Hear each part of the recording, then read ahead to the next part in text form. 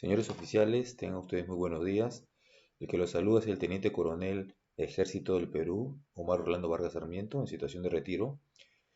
Vamos a explicar en esta conferencia el tema que refiere a lo que son los conflictos armados de carácter no internacional.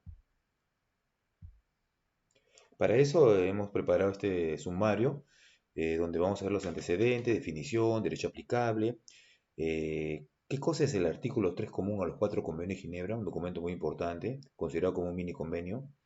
Vamos a también a ver cuál es el protocolo adicional número 2 y qué cosa regula, cómo se va a comportar la conducta de las Fuerzas Armadas y la responsabilidad tanto de las fuerzas gubernamentales con los grupos disidentes o grupos alzados en armas, comúnmente conocidos como GAOs.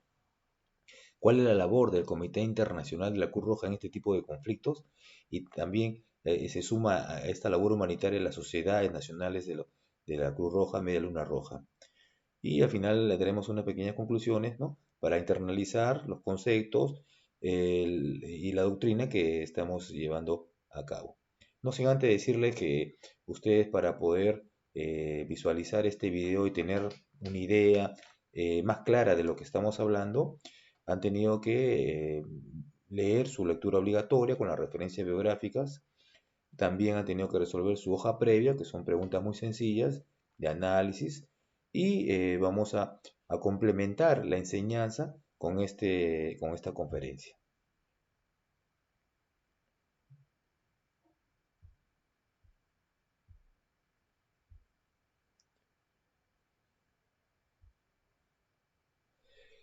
Ustedes saben que después de la Segunda Guerra Mundial nacieron estos convenios de Ginebra y sus protocolos adicionales en el año 1977, en adición a los convenios. En esos momentos en el mundo no se concebía los conflictos internos o en el propio Estado. Es por eso que no tenemos mayor documento desde el año 1949 hasta después, en el año 1917 con sus protocolos adicionales. El mundo no concebía que se podían llevar acciones militares, operaciones militares dentro del propio Estado. Es por eso que solamente se contempla un solo artículo, que lo vamos a ver acá, y ya en adición existen otros documentos, ¿no? que van a complementar la protección de vida en lo que son los conflictos armados de carácter no internacional. Como ustedes pueden ver en la diapositiva, tenemos ahí de dos artículos que están referidos en el círculo, ¿correcto? En el círculo de color verde. Podemos visualizar el artículo 3 común a los cuatro convenios de Ginebra y el protocolo adicional número 2, este de acá, ¿correcto?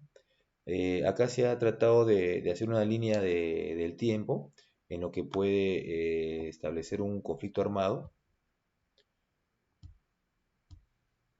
y en esa línea del tiempo eh, tenemos la situación de un momento de paz, posiblemente ante una escalada de violencia que puede iniciarse de repente con un conflicto social, un disturbio del interior, ¿no? Entonces, o una tensión interna. Mediante se maneje los conflictos sociales, que hoy en día de repente el Perú, como ustedes saben, lo hemos tenido, todavía no va a intervenir el derecho internacional humanitario.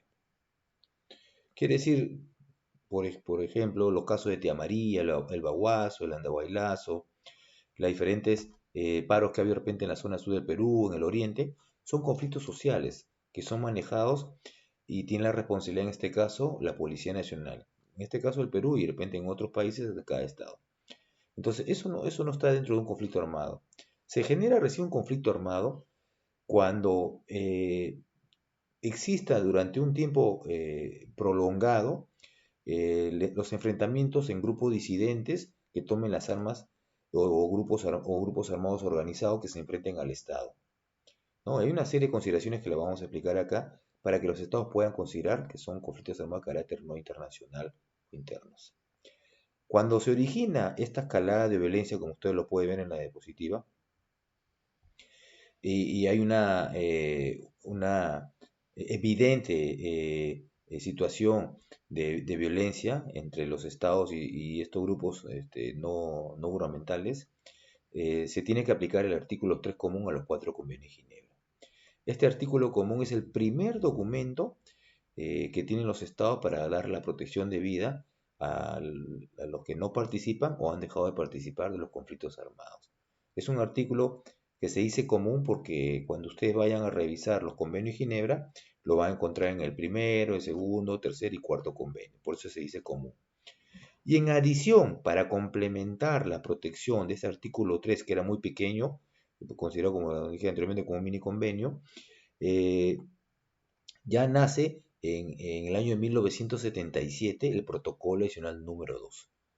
Pero hay una diferencia, ustedes ven, ahí ven acá una diferencia de altitud, de grado, quiere decir que ha habido una escalada de violencia. Entonces, al inicio de una escalada de violencia de un conflicto armado no internacional, se puede aplicar el artículo 3. Pero si esta escalada de violencia comienza a incrementarse, tendremos que aplicar el protocolo adicional número 2. Sin embargo, estos todavía están considerados dentro de un conflicto armado de carácter interno o no internacional. No pasamos el umbral a ser un conflicto armado de carácter internacional. ¿Por qué? Porque los conflictos armados de carácter internacional se dan entre dos estados. Y acá estamos viendo solamente la situación de que se da dentro de un propio estado. ¿Correcto?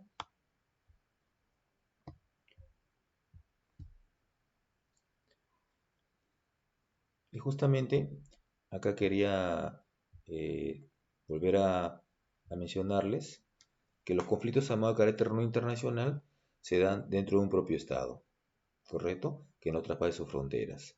Para eso, los documentos iniciales de protección que tienen los estados es el artículo 3, común a los cuatro convenios de Ginebra, que yo le expliqué, y también está la Convención de La Haya en lo que son la protección de los bienes culturales. Es una conferencia, un tema muy bonito que también lo estoy llevando a mi cargo, que también ya seguro ustedes han podido revisar y desarrollar, ¿no? Y en su artículo 4 nos manifiesta que también la protección también se extiende para los CANI o conflictos de carácter no internacional. Ustedes van a ver en muchos documentos, en muchos artículos y en algunos trabajos esta frase de CANI. CANI viene justamente del todo el nombre completo de lo que es los conflictos armados de carácter no internacional. Entonces, cuando hablemos de CANI, por favor, eso usted ya lo tiene que tener internalizado. Ya sabe que estamos hablando de este tipo de escenarios o tipo de conflictos, los CANI. Acá hay una consideración muy especial y eso lo vamos a ver durante esta conferencia, que tienen que tener presente ustedes, señores oficiales. Para que sea aplicable el protocolo adicional número 2 en un conflicto armado, se requiere ¿qué cosa? Miren estas condiciones. Que exista una mínima intensidad de violencia, que exista un mínimo de organización militar, un mando responsable y capacidad de respetar las normas del derecho internacional humanitario, y lo más importante de estas condiciones, control mínimo sobre el territorio. Cuando hablamos control mínimo sobre el territorio, quiere decir que estos grupos disidentes, grupos alzados en armas, los GAOs, grupos hostiles, tienen que tener estas zonas, comúnmente llamadas como zonas liberadas, donde ellos tienen la administración completa de una determinada región o localidad. Cuando se tiene ese tipo de situaciones o escenarios, es donde se puede aplicar el protocolo adicional número 2. Mientras no existe esa condición de territorio, solamente podremos aplicar el artículo 3 común a los cuatro convenios de Ginebra. Porque el artículo 3 común es un artículo solamente de protección inmediata, ¿no? Como dije en la explicación, que se da para los que no participan o han dejado de participar de los conflictos armados. ¿Correcto? Continuando con la conferencia, eh, justamente lo que le comentaba anteriormente, ¿no? ¿Qué cosa nos dice este artículo 3 común? Dice, en caso de un conflicto armado que no esté de índole internacional y que surja en el territorio de una de las altas partes contratantes, o sea, de los estados, cada una de las partes del conflicto tendrá la obligación de aplicar como mínimo las siguientes disposiciones del artículo 3 común. Entonces, la responsabilidad recae no solamente, como lo decía, en la fuerza pública, ¿no? Sino también en las organizaciones no gubernamentales o grupos armados disidentes, grupos alzados en armas o grupos hostiles, de acuerdo a como cada estado lo puede denominar. ¿correcto?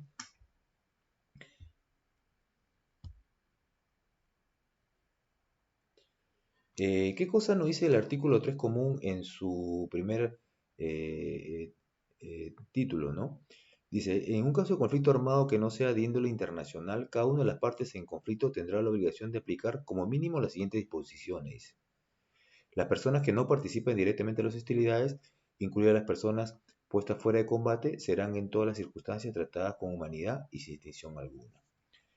La lectura de este artículo 3 común, usted lo han llevado ya en la referencia biográfica, pero hay que tener claro que es un artículo netamente de protección, o sea, protege de manera general, de manera universal en los conflictos para las personas que no participan. Y se da una serie de medidas, que lógicamente no son tan detalladas como el protocolo número 2 para la protección, ¿no? De las personas que de repente han dejado de participar en las hostilidades, ¿no? Hay que tener en cuenta.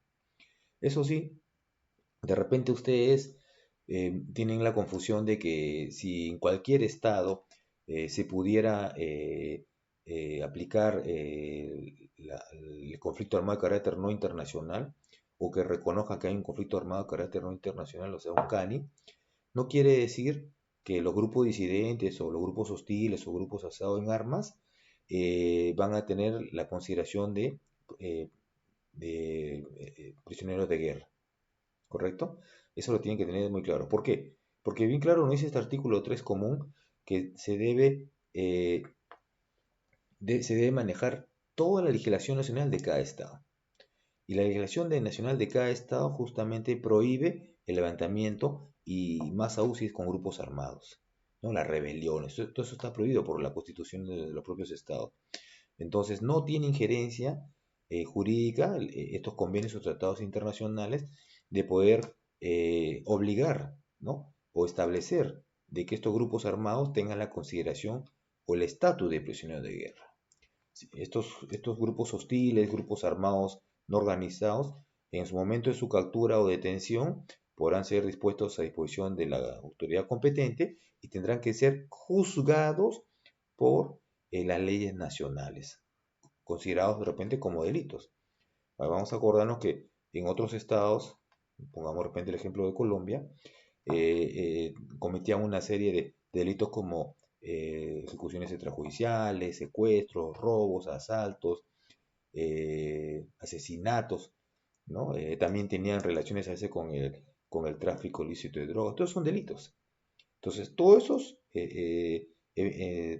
grupos armados han tenido que ser enjuiciados y sentenciados de acuerdo al delito que han cometido, ¿no?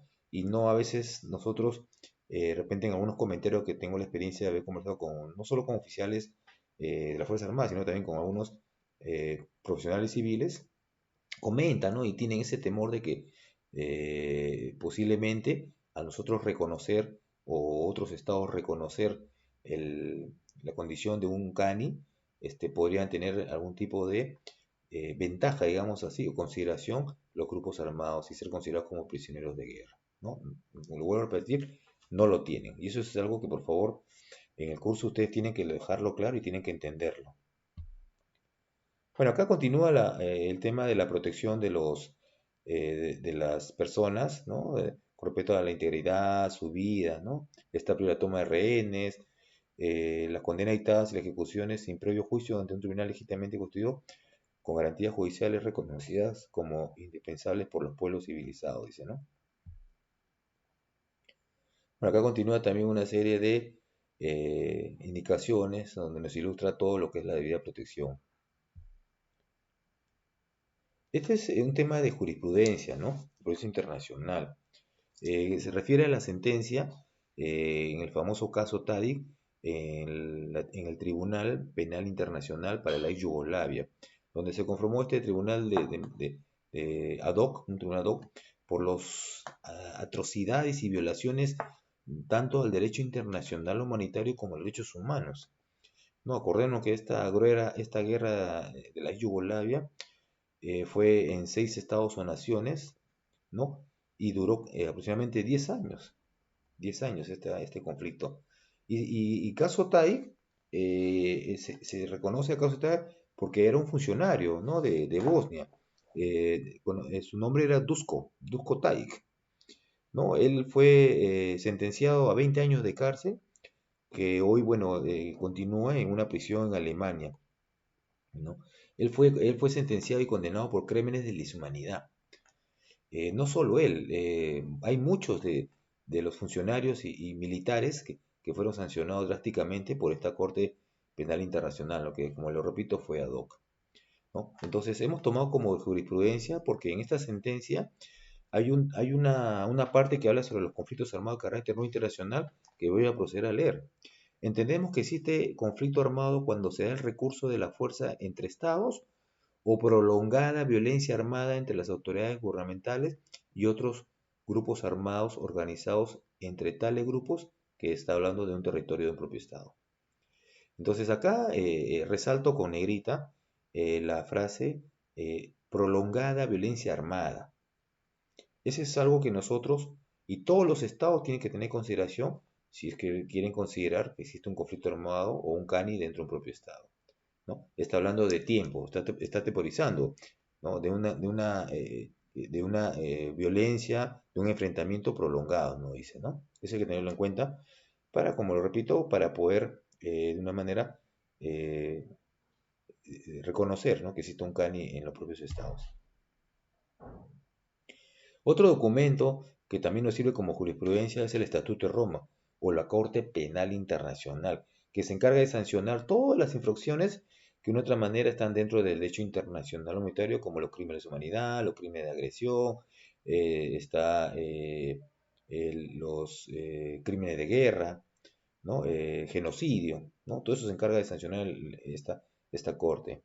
Y en su artículo 8.2, inciso F, dice, se aplica los CANI, no habla sobre los CANI, se aplica a los conflictos armados que tienen lugar en el territorio de un Estado cuando existe un conflicto armado prolongado, entre autoridades gubernamentales y grupos armados organizados, también entre todos grupos. O sea, ustedes ven, tenemos dos documentos de carácter jurídico universal donde nos da a conocer ya como jurisprudencia que se ha determinado una de las condiciones para reconocer los CANI, el tiempo, o sea, que haya un conflicto armado prolongado, ¿no? Para poder nosotros tener en cuenta y determinarlo. Esto es muy importante, los criterios de calificación de un conflicto armado de carácter no internacional en base a una organización. ¿Cuáles son los indicadores? Como comentaba evidentemente la jurisprudencia internacional y la doctrina, ¿no? Para que se considere un CANI, dice, debe existir por parte de los grupos no organizados, dice, la existencia de una cadena de mando, capacidad de reclutar, entrenar y equipar, capacidades para definir, planear y coordinar operaciones militares, y que tengan una administración del territorio, como lo repetía, depende como las zonas liberadas. ¿Qué más? El punto de vista e intensidad de las hostilidades, o sea, ya la intensidad del enfrentamiento que puede existir con una fuerza gubernamental o fuerza pública. Dice seriedad y frecuencia en los enfrentamientos armados, lógicamente respetando el derecho interplanetario. Duración, miren, también estamos hablando de duración, en cuánto tiempo dura estos enfrentamientos, la cantidad de número de víctimas que puede tener por ambos lados, las tropas y equipos involucrados. Hay que ver qué tanto los estados pueden empeñar dentro de este conflicto o las fuerzas para hacerle frente, ¿no? Eso también es muy importante en la evaluación. Después, ¿qué tipo de medidas ha tomado los gobiernos? Como de repente declaratoria de estado de emergencia, leyes especiales, sanciones, qué sé yo, ¿no? Para poder de otra manera contrarrestar estos grupos armados.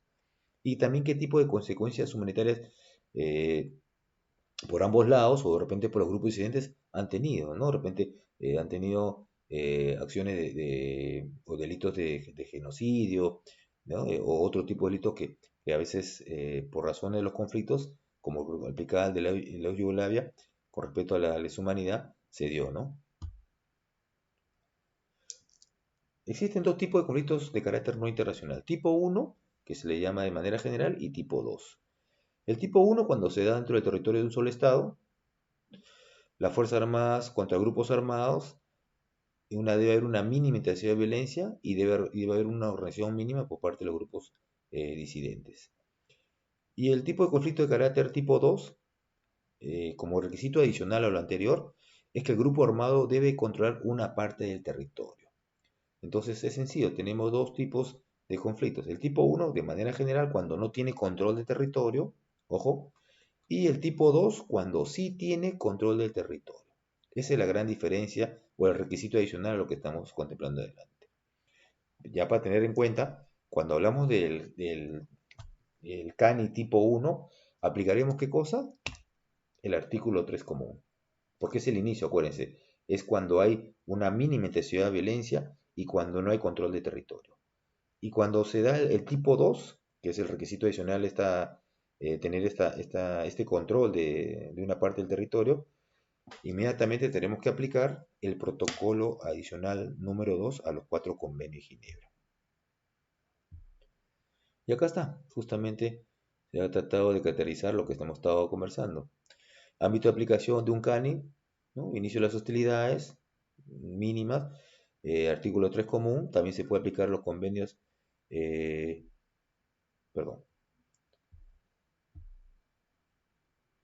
el cuarto convenio de La Haya, que es la protección de bienes culturales, y se va a dar en cualquier estado, en este caso hemos puesto entre los grupos armados y el gobierno, ¿no? Lógicamente no tiene que traspasar las fronteras de un propio estado.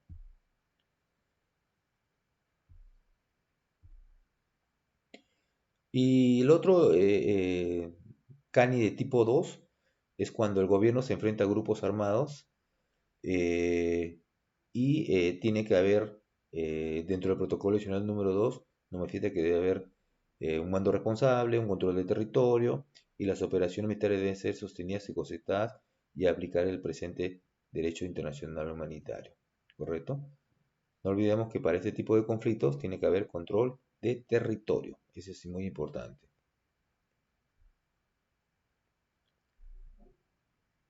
Este es un concepto que no es tan moderno, pero que sí se viene enseñando en la escuela desde que tuvimos el marco convenio con CICR con respecto a los conflictos armados internos internacionalizados. ¿Correcto? Es un concepto que cuando ustedes traten de buscar doctrina, no lo van a encontrar en ninguna parte porque no existe doctrina para poder manejar este tipo de conflictos. O sea, no hay un marco jurídico universal o internacional. Pero sí en la práctica se da. ¿Y a qué se refieren los conflictos armados internos e internacionalizados? Son aquellos conflictos que de pasar a un conflicto interno o no internacional han pasado a un conflicto armado de carácter internacional. Y le puedo poner un ejemplo, de repente lo que está pasando ahorita en los países acá cercanos a nosotros de Venezuela. Venezuela tiene pues una serie de conflictos sociales, ¿no? De repente muchas infracciones o violaciones que comete el propio Estado contra la población. Esta población de otra manera se puede levantar, se pueden armar grupos de militares disidentes o grupos de la policía local y se pueden levantar con apoyo a la población contra el Estado venezolano. Si eso sucede, y como hemos visto todas las características anteriores, de repente del tiempo, número de víctimas, situación del Estado, etcétera, el Estado venezolano podría considerarlo como un CANI dentro de su propio Estado de Venezuela. Pero ¿qué pasaría si este CANI que se está llevando dentro del Estado de Venezuela es apoyado por otro Estado de la región? De repente por Colombia, por Brasil. ¿Correcto? Automáticamente, si es apoyado por otro país de la región, ya se convertiría en un conflicto armado de carácter internacional. ¿Por qué? Porque de repente las fuerzas militares o las fuerzas armadas de Colombia apoyan a estos grupos disidentes, a este grupo alzado en armas, y automáticamente el Estado venezolano ya no solo se enfrentaría a los grupos armados organizados, sino también tendría que enfrentarse al Estado, en este caso Colombia, que está apoyando, digamos, la causa, ¿no?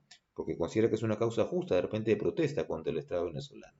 Entonces, ese tiempo, ese momento donde se empieza un conflicto dentro de un propio Estado y sale a una frontera, sale de la frontera por algún motivo, por el apoyo de un segundo Estado, automáticamente es lo que denominamos conflictos armados internos internacionalizado, o sea, se internacionaliza el conflicto armado interno.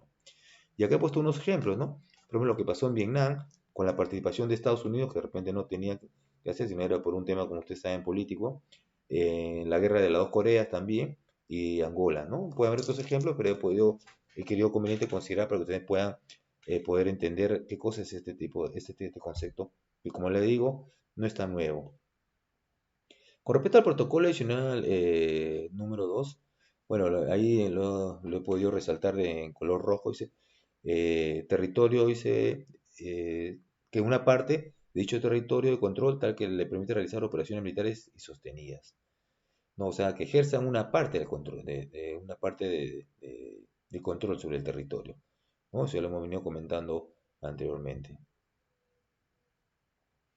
Esto es importante, poder hacer la diferencia, que el protocolo adicional número 2, que ya es para un CANI, dice, no se aplicará a las situaciones de tensiones internas y de disturbios interiores, tales como que los motines, los actos esporádicos y aislados de violencia y otros actos análogos que no son conflictos armados.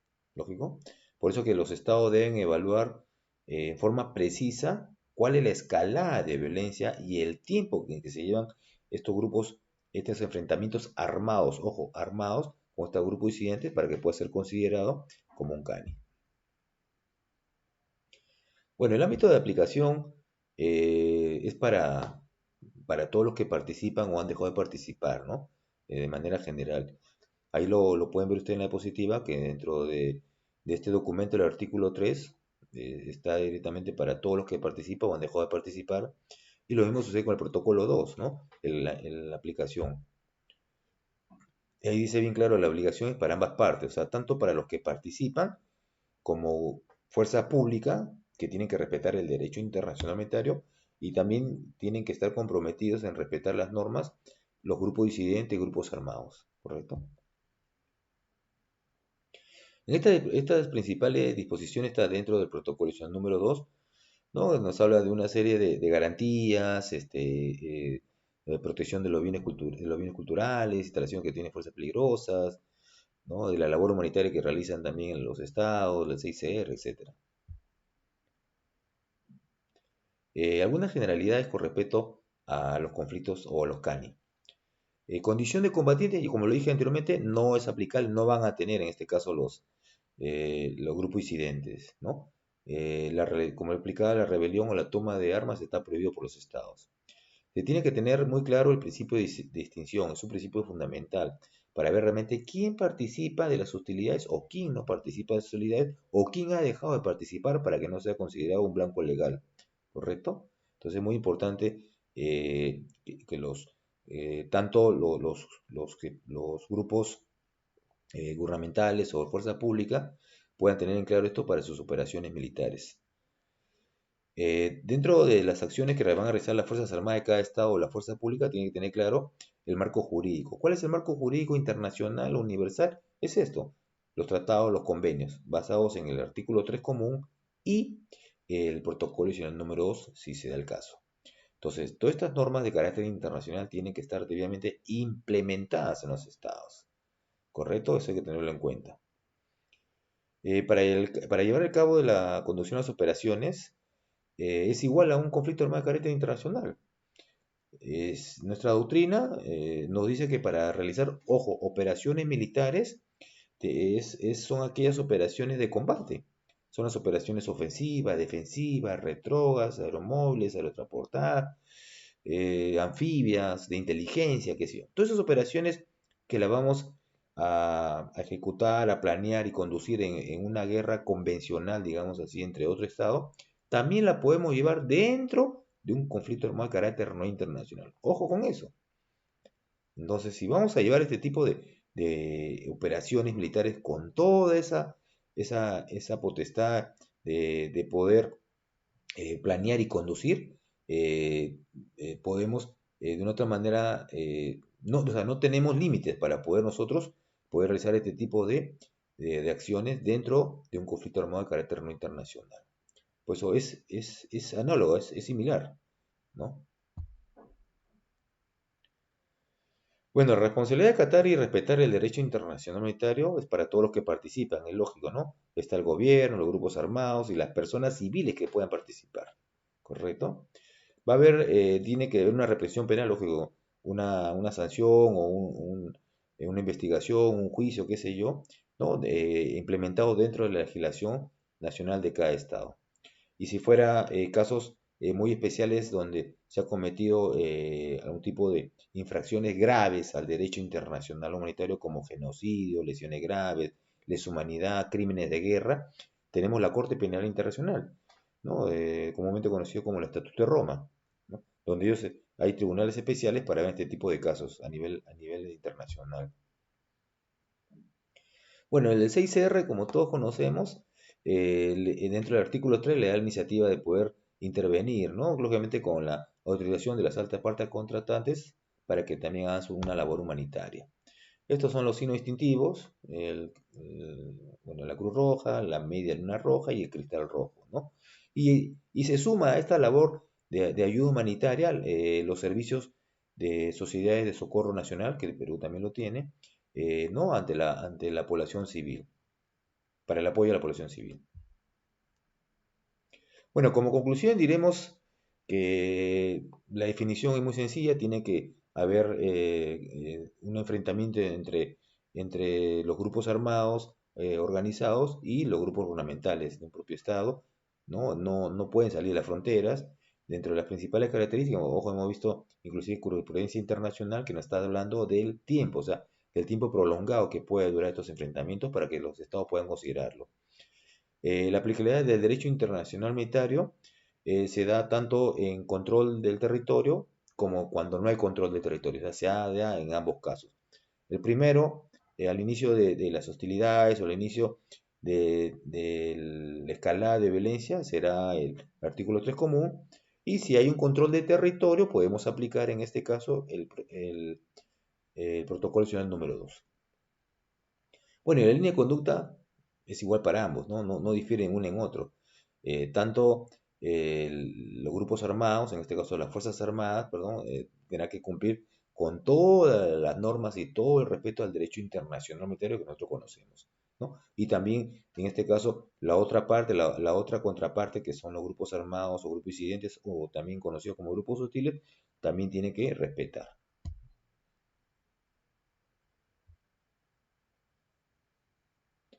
Señores, con esto doy por terminada la conferencia en lo que respecta a conflictos armados de carácter no internacional, no sin antes decirnos que algunos puntos que no queden tan claros podemos interactuar en el chat que tenemos el día de hoy.